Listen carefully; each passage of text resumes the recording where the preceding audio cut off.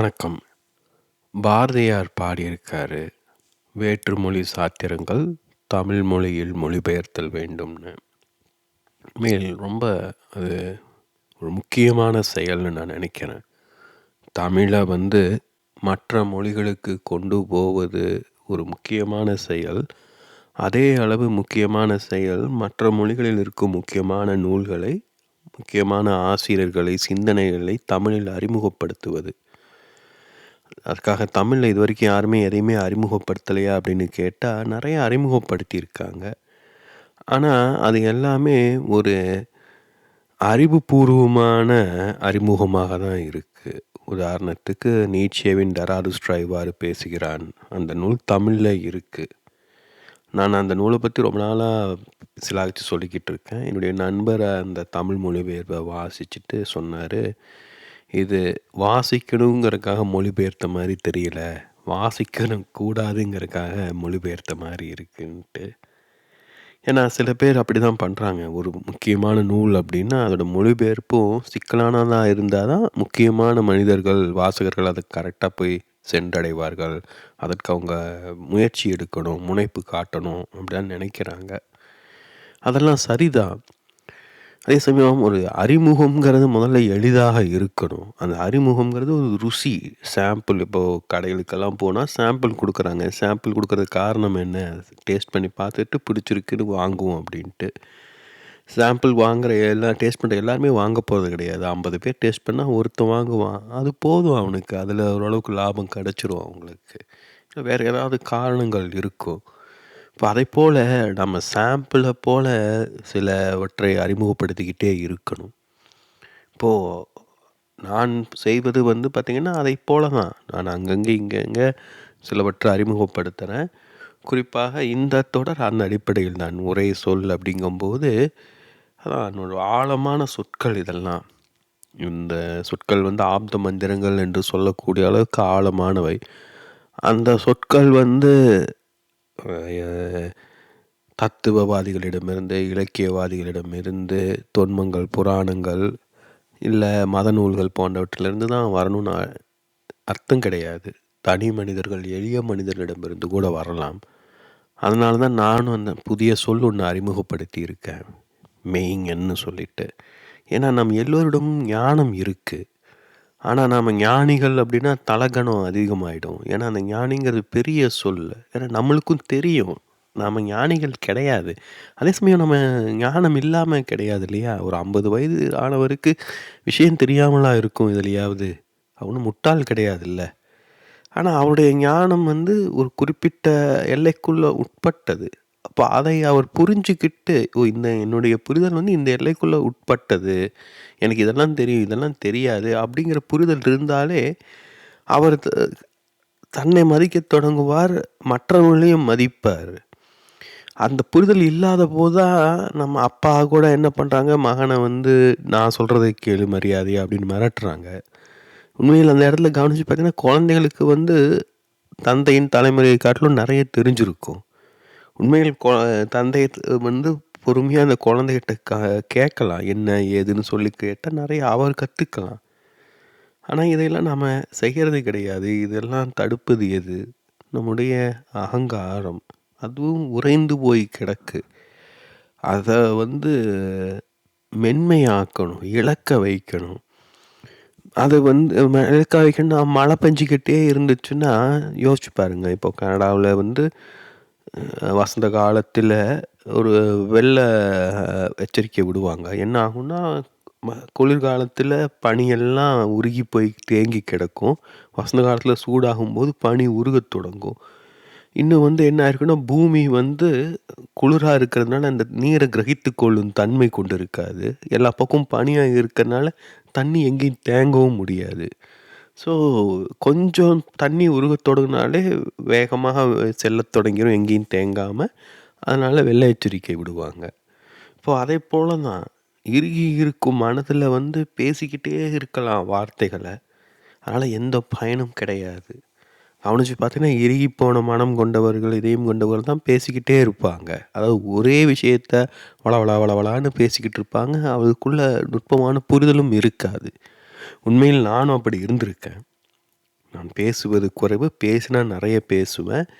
இப்போ அதுதான் நான் சொல்றேன் இல்லையா, அந்த அகங்காரம் இறுகி போயிருக்கு. அந்த பனிப்பாலம் போல நடுவுல இறுகியிருக்கு. இப்ப என்னன்னா, இந்த சொற்கள் வந்து அத உருக வைக்கும். அங்கங்க ஓட்ட போடும், துளை போடும். அப்போ நாம பேசும் சொற்கள் வந்து ஒரு அளவாவது உள்ள போகும். இன்னும் பூமி வந்து தண்ணீர கிரகித்துக் கொள்ளும் திறன பெறல. ஆனா, பனி அப்படியே ஒரு பாலம் போல இருக்கிற பனில அங்கங்க ஓட்டை இருந்தா அட்லீஸ்ட் அதுக்குள்ள தண்ணி உள்ளயாவது போகும் இல்லையா? ஸோ அத போல தான் கொஞ்சம் கொஞ்சமா நம்மள நாம மாற்றிக்கொள்ள வேண்டியதாக இருக்கு. இப்ப அதன் அடிப்படையில தான் முக்கியமான சில சொற்றொடர்கள நான் இந்த தொடர்ல அறிமுகப்படுத்திக்கிட்டு இருக்கேன். உண்மையில் சிலவற்றையெல்லாம் பற்றி எழுதுனா, இன்னும் எளிதில் இது பிரபலமாயிடும். இத பேசுறதெல்லாம் அப்படியே வார்த்தைப்படுத்தி ஒரு தொடரா எழுதி விளம்பரப்படுத்தணும்னு வச்சுக்கோங்களேன். நெறைய பேர் வாசிப்பாங்க. ஏன்னா, வாசிப்புல தான் இந்த போல சிக்கலான விஷயங்கள கேட்பதில் நெறைய பேர் ஆர்வம் கொள்றாங்க. ஏன்னா, வாசிப்பு எளிது. இப்ப நீங்க இத 6 நிமிஷம் அத கேட்டிருக்கீங்க. இப்ப வாசிப்புல நீங்க ஸ்கிப் பண்ணிட்டு போயிருக்கலாம். இப்ப இத 10 பேராவா நான் எழுதியிருக்கேன் அப்படின்னா, நீங்க 10 பேராவே இவ்வளோ நேரம் வாசிச்சிருப்பீங்கன்னு நெனைக்கிறீங்களா? அப்படியே நடுவுல கொஞ்சம் லைனு, கொஞ்சம் பேராவ ஸ்கிப் பண்ணியிருப்பீங்க. இப்ப கேட்கும்போதே கூட நீங்க இதுக்குள்ள ஸ்கிப் பண்ணியிருக்கலாம். ஆனா தவறு கிடையாது. இருந்தாலும் இப்ப நீங்க 6 நிமிடத்துல செலவு பண்ணியிருக்கீங்க. அப்படி ஒரு குறுக்கு வழிய இன்னைக்கு நாம கண்டுபிடிச்சுர்றோம் எல்லாம் எழுத்துல. அப்ப எழுத்த கொண்டு நன்றாக வேடம் பொழியுது. இப்ப இதையெல்லாம் எழுத்துல எழுதும்போது நம்மளுக்கு அவர பத்தி ஒரு பிம்பம் உருவாகும். அவர் எப்படி இருப்பாரு? தத்துவவாதின்னா என்ன மாரி அப்படின்லாம் யோசிக்கத் தொடங்குவோம். இப்போ அட்லீஸ்ட் பேசும்போது ஒரு குரல்ல நீங்க நெறைய விஷயங்கள உணர முடியும். இந்த குரலில் இருக்கும் ஆழம், தெளிவு, நிதானம், அந்த தொனி, இந்த வார்த்தைகள உச்சரிக்கும் விதம், இடைவெளி இதிலிருந்து பல நுட்பமான விஷயங்கள புரிஞ்சுக்குவீங்க. அப்புறம் ஒரு மனிதரோடு ஒருவர் ஆழ்மனதோடு தொடர்பு கொள்றோம் நாம. இப்போ இந்த சொற்கள் மட்டும் முக்கியம் கிடையாது. நீங்க எழுத்துல வந்து சொற்கள் தான் முக்கியம் அங்க. அங்க அறிவு. அப்புறம் என்னன்னா, அதான் எப்படி வேணாலும் ஸ்கிப் பண்ணி எப்படி வேணாலும் வாசிச்சுக்கலாம். 500 பக்க நூல நீங்க வேக வேகமா வாசிச்சுட்டு போயிரலாம். ஆனா, ஒருத்தர் 5 மணி நேரம் பேசுறாருன்னா, நீங்க 5 மணி நேரம் கேட்டீங்கன்னா தான் அதோட சாரத்த கொஞ்சமாவது உள்வாங்க முடியும். 50 நிமிடங்கள் மட்டும் கேட்டு, நான் கேட்டுட்டேன்னு சொல்லலாம். ஆனா, அவரு 4வது மணி நேரத்துல என்ன பேசினாருன்னு தெரியாது இல்லையா? நம்மளுக்கு அந்த பொறுமை இருக்கிறது கிடையாது. இப்ப இதையெல்லாம் நாம இன்னைக்கு வளர்த்து கொள்ள வேண்டியதாக இருக்கு. ஏன்னா, இன்னைக்கு வேக வேகமா ஓடிக்கிட்டு இருக்கோம். ஸ்லோ டவுன் பண்ணணும். ஆனா, ஸ்லோ டவுன் பண்றதுக்கு என்ன பண்றது? அதற்கு என்னுடைய காணொளிகள், இந்த குரல், குறிப்பாக இந்த தொடர் வந்து ஒரு உதவியாக இருக்கும்னு தோணுச்சு. அதன் அடிப்படையில் ஒரு அருமையான சொற்றொடர நான் இன்றைக்கு அறிமுகப்படுத்துறேன். இது என்னளவில் ஒரு முக்கியமான நாள். இது ஒரு முக்கியமான காணொளி. ஏன்னா, இத பத்தி வேறு கோணங்களில் விரிவாக பேசணும். ஆனா, இந்த காணொளிக்கு, இந்த தொடருக்கு ஏற்ற ஒரு அருமையான வரி இது. ஊடகமே செய்தி. The medium is the message. The medium is the message. ஊடகமே செய்தி. இது மார்ஷல் மெக்லூஹன்னு ஒரு கனடிய தத்துவ அறிஞர் சொன்ன வரி. எனக்கு ரொம்ப பிடித்த வரிகளில் ஒன்று, எனக்கு பிடித்த ஒரு தத்துவ அறிஞர்களில் ஒருவர். ஏன் அவரை பிடிக்குன்னா, அவர் ஊடகங்களை பற்றி விரிவாக அலசியிருக்காரு. நான் அவர் இன்னும் விரிவாக வாசித்தது கிடையாது. வாசிக்க வேண்டியது இருக்குது. வாசித்த வரைக்கும் ரொம்ப முக்கியமானவர். அவருடைய ரொம்ப முக்கியமான ஒரு வரி இது. The message is medium is the message. அதை நம்ம என்ன பண்ணுறோன்னா, சொற்களில் வந்து அதோட அர்த்தத்துக்காக தான் நம்ம கவனிக்கிறோம், வாசிக்கிறோம், கேட்குறோம். ஆனால் அது மட்டும் கிடையாது சொற்களில் இல்லையா? இப்போ நீங்கள் ஒரு சாப்பாடு வாங்குறீங்க, சாப்பாடு தானே முக்கியம் அப்படின்னு சொல்லிட்டு அதை எப்படி நம்ம பகிர்ந்துக்கிறோம்? யோசிச்சு பாருங்கள். அதை தட்டில் போட்டு தர்றோமா, டப்பாவில் போட்டு தர்றோமா, என்ன மாதிரி டப்பாவில் போட்டு தர்றோம்? நீங்கள் நம்ம வாங்குகிற இடம், கொடுக்கும் விலை, என்ன பொருள் வாங்குகிறோம், எவ்வளோ வாங்குகிறோங்கிறதுக்கு ஏற்ற மாதிரிலாம் இருக்குது இல்லையா? அந்த டெலிவர் பண்ணுற விதமும் ரொம்ப முக்கியம் இன்றைக்கி. இப்போ அதுதான் நான் சொல்கிறேன். இன்றைக்கி எல்லாமே குறுக்கு வழியில் எல்லாத்தையும் கண்டுபிடிச்சிட்டு இருக்கோம். அதுவும் செயற்கை நுண்ணறிவு வந்ததுக்கப்புறம் அறிவை பெற்றுக்கொள்வது எளிது. எது வேணாலும் கூகுள் பண்ணி கண்டுபிடிச்சிடலாம். கூகுளை கேட்டால் சொல்லிடுது. ஆனால் சொல்கிற விதம் ஒன்று இருக்கு இல்லையா, அதில் தான் தனித்துவம் இருக்குது. இப்போ உங்களுக்கும் எனக்கும் என்ன வித்தியாசம் இருக்குது? நீங்கள் ஒரு தனி மனிதன், நான் ஒரு தனி மனிதன். உங்களுக்கு ஒரு வாழ்க்கை இருக்குது, எனக்கு ஒரு வாழ்க்கை இருக்குது. உங்களுடைய வாழ்க்கை உங்களுக்கானது, என்னுடைய வாழ்க்கை எனக்கானது. இப்போ இந்த உலகை, மனிதர்களை, வாழ்க்கையை நீங்கள் எப்படி பார்க்குறீங்க, புரிந்து கொள்கிறீங்கங்கிறது உங்களுக்கு மட்டுமே ஆனது. அதே மாதிரி இந்த உலகை, இந்த மனிதர்களை, இந்த வாழ்க்கையை நான் எப்படி பார்க்குறேங்கிறது எனக்கு மட்டுமே உரித்தானது. அப்போது என்னன்னா, நான் என்னோடய கண்களை கொண்டு பார்ப்பது நீங்கள் என்றைக்குமே பார்க்க முடியாது. நீங்கள் என்ன பார்க்குறீங்கங்கிறது என்னால் பார்க்கவே முடியாது. இப்போ நான் பார்க்குறத நான் இப்படியெல்லாம் பார்க்குறேன்னு விளக்கும்போது உங்களுக்கு சில புரிதல்கள் கிடைக்கும், சில திருப்புகள் கிடைக்கும். ஓ! இப்படியெல்லாம் பார்க்கலாமா? நல்லா இருக்கே! இது சுவாரஸ்யமாக இருக்கே! இல்லையா? இப்போ அதை போல தான் 2 பேரும் நம்ம பகிர்ந்து கொள்கிறோம், உரையாடுறோம் கிட்டத்தட்ட. ஆனால் இந்த உரையாடல் ஒரு பேசிவான உரையாடல். ஏன்னா நான் பேசிக்கிட்டு இருக்கேன், நீங்கள் கேட்டுக்கிட்டே இருக்கீங்க. இப்போ இது போன்ற வாய்ப்பு இதுக்கு முன்னாடி கிடையாது. உரையாடலாம் 2 பேர் பேசுகிறோன்னா 2 பேரும் பக்கத்தில் இருக்கணும். ஒருவரோட ஒருவர் ஐ கான்டாக்ட் வச்சுக்கணும்.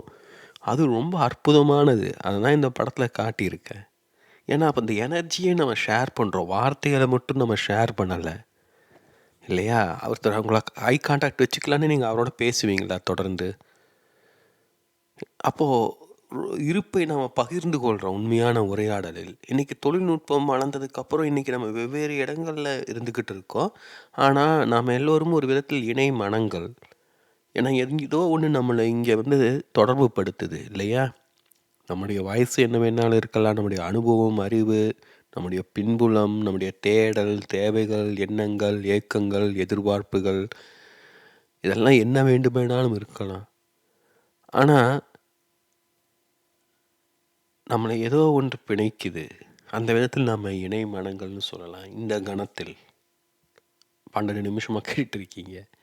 ஸோ அதுதான் நான் சொல்ல வரேன். இப்போ அது எழுத்தாக இருந்ததுன்னா இந்த பிணைப்பு உருவாகாது. இந்த சொல்லுங்கும்போது, இந்த குரலுங்கும்போது இன்னும் அது ஒரு பிணைப்பு உருவாகுது. இன்னும் ஒரு வீடியோ போட்டால் இன்னும் கூட சிலருக்கு ஏற்பாக இருக்கும். ஆனால் வீடியோவில் அந்த சொல்லுக்கான, அந்த பொருளுக்கான, அந்த எனர்ஜிக்கான முக்கியத்துவத்தை நம்ம இழந்துருவோம் நம்ம. இல்லையா? நம்ம கவனம் வேறு பக்கம் திரும்பிடும். இப்போ அதனால் இது ஒரு அற்புதமான ஒரு மீடியமாக எனக்கு தோணுது, ஒரு வழிமுறையாக தோணுது. ஏன்னா இவ்வளோ சிக்கலான விஷயங்களை எல்லோராலையும் கவனமாக, நுட்பமாக கேட்டு புரிந்து கொள்ள முடியாது. நீங்கள் இந்த காணொலியை முழுசாக கேட்டாலும் உங்களால் முழுசாக புரிஞ்சுக்கிட்டீங்கன்னு சொல்ல முடியுமா? இப்போ எழுத்தில் எழுதும்போது புரிஞ்சுக்கிட்டேன்னு சொல்லிடலாம். யாரும் சோதிச்சுக்கிட்டு இருக்கிறது போகிறது கிடையாது. ஆனால் இதை நீங்கள் முழுசாக கேட்டீங்கன்னு சொல்ல முடியாது. இப்போ நான் அதை போல் நான் இந்த காணொலியை உருவாக்க போகிறேன் இனிமேல். நான் இவ்வளோ நாளாக கவனிச்சிங்கன்னா பெரும்பாலான காணொலியில் ஒரு 30 நிமிஷம் வரைக்கும் உருவாக்குறேன். எனக்கு தெரியும் யாரும் அவ்வளோ நேரம் பார்க்க மாட்டாங்கன்னு. ஏன்னா பொதுவாக நம்ம மக்கள் 10லேருந்து 15 நிமிடங்கள் பார்ப்பாங்க. அதுவும் இன்றைக்கி ரீல்ஸ் தான் பலரும் விரும்புகிறாங்க. இன்னும் சுருக்கமாக பேசணுன்னா, கச்சிதமாக பேசணுன்னா நிறைய பேர் விரும்புவாங்க. ஆனால் நான் ஏற்கனவே வேறு காணொலிகளை விளக்கியிருக்கேன். இது ஒரு கிட்டத்தட்ட பயணம் போல். உங்களுடைய ஆழ் மனதுக்குள் நீங்கள் செல்கிறீங்க. இந்த வார்த்தைகளின் மூலமாக நீங்கள் ஒரு தெளிவை கண்டடைகிறீங்க. அது உங்களுக்குள்ளே இருக்குது. ஏன்னா இவ்வளோ நேரம் புரியாமல் நீங்கள் கேட்டுட்டு இருக்க மாட்டீங்க. ஏதோ ஒன்று உங்களை தூண்டுது, கேட்க வைக்குது. அது என்னன்னு கவனியுங்க. தொடர்ந்து கேட்டுக்கிட்டே இருக்க உங்களுக்குள்ளே அந்த தெளிவு உருவாகும். அந்த தெளிவு உங்களுக்குள்ளே இருந்து உருவாகுவது. இப்போ இதே காணொலியை கேட்குற எல்லோருக்கும் அதே தெளிவு உருவாகும்னு சொல்ல முடியாது. ஆனால் எழுத்தில் வாசிக்கும்போது ஓரளவு ஒரே மாதிரியான புரிதல் உருவாகுதுன்னு சொல்லலாம், அல்லது அப்படி பாவலாக பண்ணலாம். இப்போ அதனால தான் நான் சொன்னது போல் இது ஒரு பயணம்ங்கும்போது நான் அடுத்து 10 நிமிஷம் கழித்து என்ன பேசுவேன்னு எனக்கும் தெரியாது, உங்களுக்கும் தெரியாது. அப்போ முழுசாக கேட்காம நீங்கள் இந்த காணொலியை உள்வாங்கிக் கொள்ள முடியாது. அப்போ இது உங்களுக்கும் ஒரு சவாலாக தான் இருக்கும். உண்மையிலேயே உங்களுக்கு தேடல் இருக்குது, உங்களுக்கு தெரிந்து கொள்ள வேண்டிய ஆர்வம் இருக்குன்னா நீங்கள் முழுசாக கேட்கணும். இல்லை என்ன அப்படி பெருசாக சொல்லிட போகிறான் அப்படின்னு நினச்சிங்கன்னா அது உங்களுடைய தேர்வு. இல்லை இவர் சொல்கிறதுல ஏதோ விஷயம் இருக்குது, ரொம்ப சுவாரஸ்யமாக இருக்குது, பொறுமையாக கேட்டு பார்க்கலான்னா நல்ல சாய்ஸுன்னு நான் சொல்லுவேன். ஆனால் அப்போவும் நீங்கள் முழுசாக புரிஞ்சிக்க மாட்டீங்க. இந்த காணொலி திருப்பியும் சில முறைகளாவது நீங்கள் கேட்டால் தான் முழுசாக உள்வாங்கிக் கொள்வீர்கள். அதுதான் ஊடகமே செய்தி. வாழ்க்கை அப்படி தானே. சம்சாரம் என்பது அதுதானே. சம்சாரங்கிறது ஒரு சுழன்றுக்கிட்டே இருக்கும். ஆனால் ஒரு சுழல்னா சக்கரம் கிடையாது. சுழல்ங்கிறது வேறு. ஆனால் சக்கரத்தில் வந்து ஒரு புள்ளியில் தொடங்கி அதை சுற்றி திருப்பியும் அதே புள்ளியில் வந்து நிற்குது. சுழலில் வந்து வேறு இடத்துல மாறி இருக்கும். அது டயகனலாக மாறி இருக்கும். யோசிச்சு பாருங்க. இதெல்லாம் கற்பனை செய்ய கற்றுக்கொள்ள வேண்டும். அதான் நான் சொல்ல வரேன். இந்த பேச்சை நீங்கள் கேட்டிங்கன்னா நிறைய விஷயங்கள் உங்களுக்கு புரிய வரும். நீங்களும் கொஞ்சம் முனைப்பு காட்ட வேண்டியது இருக்கும். நோட்ஸ் எடுக்க வேண்டியது இருக்கும். எதுனாலும் நீங்கள் எப்படி அதை பயன்படுத்துகிறீங்கங்கிறது உங்களுடைய முழுக்க உங்களுடைய படைப்புத்திறனை பொறுத்தது. இதை படுத்துக்கிட்டே கேட்கணுமா, உட்காந்துக்கிட்டே கேட்கணுமா, காரில் போகும்போது கேட்கலாமா, காலையில் கேட்கணுமா, ராத்திரி கேட்கணுமா, நோட்ஸ் எடுத்துக்கிட்டே கேட்கணுமா, எல்லாமே நீங்கள் முடிவு பண்ணுறதான். ஹெட்ஃபோனை போட்டு கேட்கணுமா, ஸ்பீக்கர் ஃபோனில் கேட்டு போகணுமா, தனியாக கேட்கணுமா, கூட்டமாக கேட்கணுமா, எப்படி கேட்டாலும் நீங்கள் கடைசியில் புரிந்து கொள்வது உங்களுக்கு மட்டுமே உரித்தானது. அதை கவனிச்சுக்கோங்க. இதெல்லாம் இன்றைக்கி தொழில்நுட்பம் தந்திருக்கும் வாய்ப்பு. இது முன் எப்போதுமே சாத்தியமானது கிடையாது. இதெல்லாம் தமிழில் யாரும் பகிர்ந்து கொண்டதும் கிடையாது. தமிழில் எழுதியிருக்கலாம் நிறைய பேர். ஆனால் எழுதுறத நிறைய பேர் வாசிக்கிறதே கிடையாது. புத்தகங்கள் எழுதப்பட்டுக்கிட்டே இருக்குது, வாசிக்கிறது கிடையாது.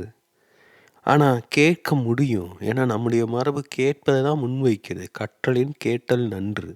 ஏன்னா கேட்கும்போது நான் சொல்வதைப் போல இந்த வார்த்தையோட அர்த்தம் புரியலைனாலும் நீங்கள் ஒரு உணர்வு பூர்வமாக ஏதோ ஒரு பிணைப்பை உணர முடியும், ஒரு தொடர்ச்சியை உணர முடியும், ஒரு தொடர்பை உணர முடியும். சித்திரமும் கைப்பழக்கம், செந்தமிழும் நாப்பழக்கம். அதே போல தான் செந்தமிழும் காது பழக்கமும் கூட. கேட்டுக்கிட்டே இருந்தீங்கன்னா அந்த பழகும். அந்த வார்த்தைகளே ஒரு ரிதம் போல் உருவாகும் உங்களுக்குள்ள. இப்போ அதே சமயம் பல காணொலிகளை நீங்கள் கேட்கும்போது வெவ்வேறு திசைகளை நீங்கள் பயணிப்பீங்க. அது நீங்கள் எந்த காணொலியை தேர்ந்தெடுக்கிறீங்க, எப்படி பயணிக்கிறீங்க, அப்படி இடையில நிறுத்தி எப்படிலாம் சிந்திக்கிறீங்க, கற்பனை பண்ணுறீங்க. இப்போ சுழல்னா எப்படி நான் ஒரு படத்தை போட்டு அங்கே விளக்கிற முடியும். இன்னும் எளிதாக இருக்கும். இன்னும் நிறைய பேருக்கு இது பிடிக்கும். ஆனால் இப்போ நிறுத்தி நீங்கள் கூகுள் பண்ணி பார்த்துட்டு வரலாம். இல்லை நீங்கள் மனசில் கற்பனை செய்யலாம். இல்லை இது முடிச்சதுக்கப்புறம் அதை கற்பனை செஞ்சு பார்க்கலாம். இப்போ அதுக்கும் இந்த வீடியோவுக்கு என்ன தொடர்பு? ஏன் சுழலுன்னு சொல்கிறோம்? இப்போது அதுதான் நீங்கள் முதல் தடவை கேட்குறீங்கன்னா எல்லா வார்த்தைகளையும் ஒரு புரிஞ்சிக்க மாட்டீங்க. 2வது தடவை கேட்கும்போது வேறு கோணத்தில் புரிஞ்சுக்குவீங்க. 3வது கேட்கும்போது வேறு கோணத்தில் புரிஞ்சுக்குவீங்க. ஒரே காணொளி 3 விதமான புரிதல்களை தரும். இப்படி ரொம்ப சுவாரஸ்யமாக இருக்கும். இது ஒரு சுவாரஸ்யமான ஒரு பயணம். இப்போ அதுதான் சொல்கிறேன். ஊடகமே செய்தி. நான் பேசும் விஷயம், இந்த காணொளிகளை உருவாக்கும் விதம், இந்த படங்களை உருவாக்கும் விதம், நான் பேசும் விதம், இது எல்லாவற்றிலும் இருந்தே நீங்கள் வாழ்க்கையை புரிஞ்சுக்கலாம். இந்த சேனலும் அப்படி தான். இப்போ சேனலில் பதிவாகிற எல்லா காணொளிகளும் ஒரே நேரத்தில் பதிவு செஞ்சு வரிசை கிரகமாக வெளிப்படுவது கிடையாது. ஒவ்வொன்றும் ஒவ்வொரு நாளில் பதிவு செய்யப்படுது, வெவ்வேறு நாட்களில் பதிவேற்றப்படுது. வாழ்க்கையும் அப்படி தான். நீங்கள் வாழ்க்கையை திரும்பி பார்த்து புரிஞ்சுக்கணும்னு முயற்சி செஞ்சீங்கன்னா நீங்கள் கோர்வையாகவே புரிந்து கொள்ள முடியாது. ஒரு 10 வயசில் நடந்த சம்பவம் ஞாபகத்துக்கு வரும், 5 வயசு சம்பவம் ஞாபகத்துக்கு வரும். இப்படி அங்கேயும் இங்கேயும் அலைஞ்சு பிரிச்சு தான் நம்ம வாழ்க்கையை புரிந்து கொள்ள முடியும். இப்போ அதை தான் இந்த காணொலிகள்லையும் நீங்கள் கவனிக்க முடியும், இந்த குரலையும் கவனிக்க முடியும். இதையெல்லாம் நீங்கள் புரிஞ்சுக்கிட்டீங்கன்னா வேற ஒன்றுமே தேவை கிடையாது. அதான் சொல்ல வரேன். அவன் என்ன புரிஞ்சுக்கிறோங்கிறது நம்மிடம்தான் இருக்குது. ஊடகமே செய்தி. எல்லாமே ஊடகம்தான். நம்ம வாழ்க்கையை வாழ கற்றுக்கணும்னா உண்மையில் எல்லாமே நம்மளுக்கு ஆசிரியர்கள் தான், எல்லாமே ஊடகங்கள் தான். ஆனால் நாம் புரிஞ்சுக்கிறோமாங்கிறது நம்ம கையிலனா இருக்குது. சாப்பாடு எல்லா இடத்துலையும் கிடக்கு, புஃபேவாக போல் இருக்குது. நாம் வேண்டியதை எடுத்து போட்டு சாப்பிட்ணும். நம்மளுக்கு எதை சாப்பிட்ணும், எதை முன்னால் சாப்பிட்ணும், பின்னால் சாப்பிட்ணும், எவ்வளவு சாப்பிட்ணும் நம்மளுக்கு தெரியலன்னா அது யாருடைய தப்பு? சாப்பிட்டதை செரித்து கொள்ள முடியலன்னா அது யாருடைய பிரச்சனை? இந்த காணொலியை நான் 20 நிமிடங்களே நிறுத்துறதாக இருக்கேன். ஏன்னா இது ஒரு முக்கியமான காணொலி. அதனால் இதை வேறு தலைப்பிலையும் பதிவிடுவதாக இருக்கேன். ஸோ இதில் இருந்து நீங்கள் மற்றதை தொடர்ச்சியாக கேளுங்க. எப்படி நீங்கள் புரிஞ்சுக்கிறீங்கங்கிறது உங்களுடைய முடிவு. அதன் அடிப்படையில் தான் உங்களுடைய வாழ்க்கை இருக்கும். ஏன்னா நம் வாழ்க்கை நம் தேர்வு, நம் வாழ்க்கை நம் பொறுப்பு.